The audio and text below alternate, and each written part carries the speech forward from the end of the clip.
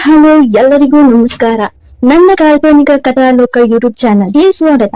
ಇನ್ನು ಯಾರೆಲ್ಲ ಸಬ್ಸ್ಕ್ರೈಬ್ ಆಗಿದ್ದು ಬೇಗ ಸಬ್ಸ್ಕ್ರೈಬ್ ಆಗಿ, ಹಾಗೆ ಮುಂದಿನ ಅಪ್ಡೇಟ್ಸ್ ಗಳಿಗಾಗಿ ಬೆಲ್ ಐಕಾನ್ ಅನ್ನು ಒತ್ತುವುದು ಮರೆಯದಿರಿ.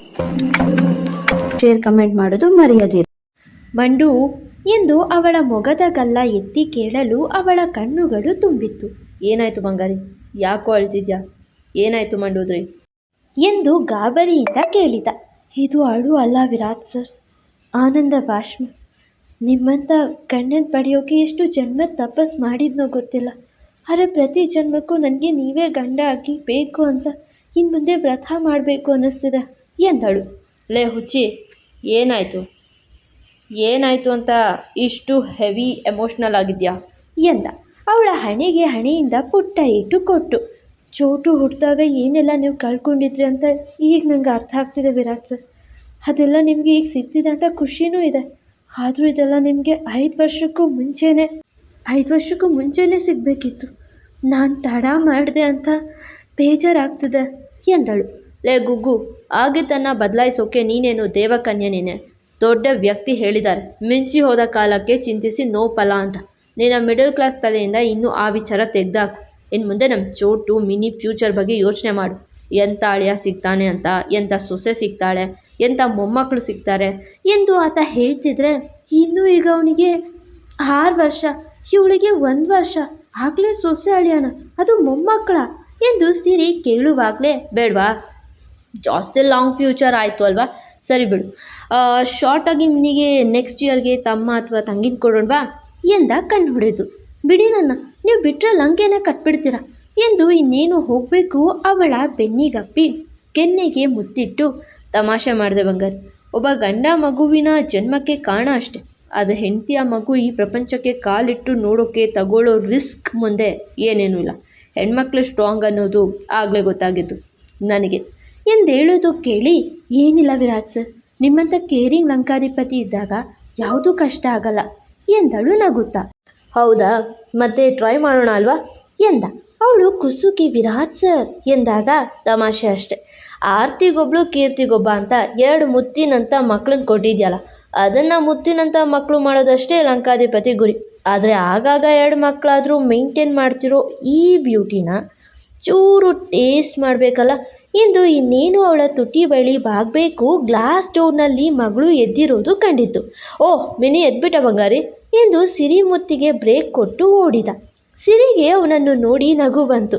ಹಾಗೆ ಬಂದು ನೋಡುವಾಗಲೇ, ಏನಾಯಿತು ಮುತ್ತು, ಕೋಳಿ ನಿದ್ದೆ ಆಗೋಯ್ತಾ ನಿಂದು ಎಂದು ಮಾತಾಡಿಸ್ತಿದ್ದ. ಏನನ್ನಿಸ್ತೋ ಹಾಗೆ ಬಂದು ಅವನ ಕೆನ್ನೆಗೆ ಮುತ್ತಿಟ್ಟು, I love you Virat sir, best ಗಂಡ ಆಗಿದ್ದೀರಿ, ಈಗ ಬೆಸ್ಟ್ ಪಪ್ಪ ನೀವು ಎಂದಳು. ಹಾಗೆ ಅವಳ ಕೆನ್ನೆಗೂ ಮುತ್ತಿಟ್ಟು, ಲವ್ ಯು ಬಂಗಾರಿ, ಸಾರಿ ನನಗಿಂತ ಬೆಸ್ಟ್ ಅಲ್ಲ ನೀನು ಎಂದು ಕಣ್ಣು ಹೊಡೆಯುವಾಗ, ಪಪ್ಪ ನನಗೆ ಎನ್ನುವಂತೆ ಅಪ್ಪನ ಮುಂದೆ ಕಣ್ಣಗಲಿಸಿ ನೋಡ್ತಿದ್ಲು Mini. I love you Mini ಬಂಗಾರಿ ಎನ್ನುವಾಗಲೇ, ಪಪ್ಪ ಮತ್ತೆ ನಾನು ಲವ್ ಮಾಡೋದಿಲ್ವಾ ನೀವು ಎಂದು ಬಂದು ಬಿಟ್ಟಿದ್ದ ಚೋಟ ರಾವಣ್. ಅಯ್ಯೋ, ಯಾರು ಚೋಟು ಮರಿ ಹಾಕಿ ಹೇಳಿದ್ದು? ನನಗೆ ಮೊಮ್ಮಗಿಂತ ಮಿನಿಗಿಂತ ಜಾಸ್ತಿ ನೀನಂದ್ರೇ ಲವ್ ಮಗನೆ. 5 ವರ್ಷ ನಿನ್ನಿಂದ ದೂರ ಇದ್ನಲ್ಲ, ಅದಕ್ಕೆ ಎಲ್ರಿಗಿಂತ ಪಪ್ಪಗೆ ಚೋಟು ಅಂತಲೇ ಜಾಸ್ತಿ ಇಷ್ಟ ಎಂದು ಮಗನ ಹಣೆಗೆ ಮುತ್ತಿಟ್ಟು ನಕ್ಕ. ಐ ಲವ್ ಯು ಪಪ್ಪ ಎಂದು ಅವನು ಅಪ್ಪನ ಕೊಳನಪ್ಪಿದ. ಒಟ್ಟಾರೆ ಲಂಕಾಧಿಪತಿ ಪರ್ಫೆಕ್ಟ್ ಫ್ಯಾಮಿಲಿ ಮ್ಯಾನ್ ಆಗಿದ್ದ ಅಂದರೆ ತಪ್ಪಿಲ್ಲ. ಸಂಜೆಗೆ ಇಡೀ ಸಿಂಹಾದ್ರಿ ಮನೆಯೇ ತಯಾರಾಯಿತು ರಾಯಲ್ ಪಾರ್ಟಿ ಹಾಲಿಗೆ ತೆರಳಲು. ಸಿರಿ ಪಿಂಕ್ ಮತ್ತು ಬಿಳಿ ಬೆಳೆತಿರುವ ಗ್ಲಿಟರ್ ತುಂಬಿರುವ ಸೀರೆ ಉಟ್ರೆ, ವಿರಾಜ್ ಕೂಡ ಪಿಂಕ್ ಹಾಗೂ ಬಿಳಿ ಬೆರೆತಿರುವ ಕೋಟ್ ಹಾಗೂ ಶರ್ಟ್ ಪ್ಯಾಂಟ್ ಧರಿಸಿ ತಯಾರಾಗಿದ್ದ. ಇನ್ನು ಚೋಟು ಕೂಡ ಅಪ್ಪನ ಅಚ್ಚನ ಹಾಗೆ ತೇಜ್ ಜೆರಾಕ್ಸ್ ರೀತಿ ಅದೇ ಬಣ್ಣದ ಪ್ಯಾಂಟ್ ಶರ್ಟ್ ಕೋಟ್ ಹಾಕಿ ಹೀರೋ ರೀತಿ ತಯಾರಾದರೆ, ಪುಟಾಣಿ ಮಿನಿ ಪಿಂಕ್ ಫ್ರಾಕಲ್ಲಿ ಪುಟ್ಟ ಪಿಂಕ್ ಹೇರ್ ಬ್ಯಾಂಡ್ ಹಾಕಿಸ್ಕೊಂಡು ಕೈಬೇಳನ್ನು ಬಾಯಲ್ಲಿಟ್ಕೊಂಡು ರೆಡಿ ಮಾಡ್ತಿದ್ದ ಮೊಮ್ಮನ್ ನೋಡಿ, ಸಿರಿ ಎಲ್ಲ ಮುಗೀತು ಎನ್ನುವ ಹೊತ್ತಿಗೆ ಎಲ್ಲ ಕಿತ್ತು ಬಿಸಾಕೋದ್ರಲ್ಲಿ ಬ್ಯುಸಿಯಾಗಿದ್ಲು. ಅವಳು ಸಿರಿ ಏನೇ ಹಾಕಿದ್ರು ಕೀಳೋದು ನೋಡಿದ ಅಜ್ಜಿ, ಆಲ್ಕೋವಾ, ಈ ಹಾಲು ಪಾಯಸಕ್ಕೆ ನನ್ನ ರಾಜಾನೇ ಸರಿ, ಕರಿ ಅವನನ್ನು ಬಂದು ಹಾಕ್ತಾನೆ ಎಂದಾಗ, ಸರಿಯಾಗಿ ಹೇಳಿದರೆ ಈ ಕಾಮಿನಿಗೆ ಆ ಲಂಕಾಧಿಪತಿನೇ ಸರಿ ಎಂದವಳು.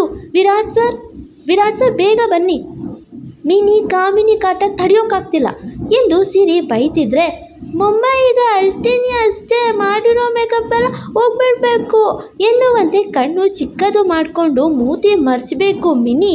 ಅಯ್ಯೋ ಬೇಡ ಬಂಗಾರ, ಅಳ್ಬೇಡ, ನಿನ್ನ ನಾನೇನು ಅನ್ನಲ್ಲ ಎಂದು ಸಿರಿ ಹೇಳುವಾಗಲೇ ನಾವಿಬ್ರು ರೆಡಿ ಎಂದು ಬಂದಿದ್ರು ವಿರಾಜ್ ಹಾಗೂ ಚೋಟು. ಅವರಿಬ್ಬರನ್ನ ನೋಡ್ದವರು ಬಡ ರಾವಣ್ ವಿತ್ ಚೋಟಾ ರಾವಣ್ ಅಂತ ಬಾಯಲ್ಲೇ ಹೇಳಬೇಕಾಗಿರ್ಲಿಲ್ಲ, ಹಾಗೆ ನೋಡಿದ್ರೇ ಗೊತ್ತಾಗೋ ಹಾಗಿದ್ರು. ಮೊದಲೇ ಕೇಳಬೇಕಾ ಅಪ್ಪ ಮಗ ಅಂದರೆ? ಬನ್ನಿ, ಈ ಮಹಾರಾಣಿಗೆ ನೀವೇ ಈ ಹೇರ್ ಕ್ಲಿಪ್ ಹಾಕಿ ವಿರಾಜ್ ಸರ್ ಎಂದಳು ಸಿರಿ. ಅದೇ ಅವಳು ಕ್ಲಿಪ್ ತೆರೆದು ಬಿಸಾಕ್ತಿದ್ಲಲ್ವ, ಸಿರಿ ತಾನೇ ಎಷ್ಟು ಸತಿ ಅಂತ ಹಾಕ್ತಾಳೆ.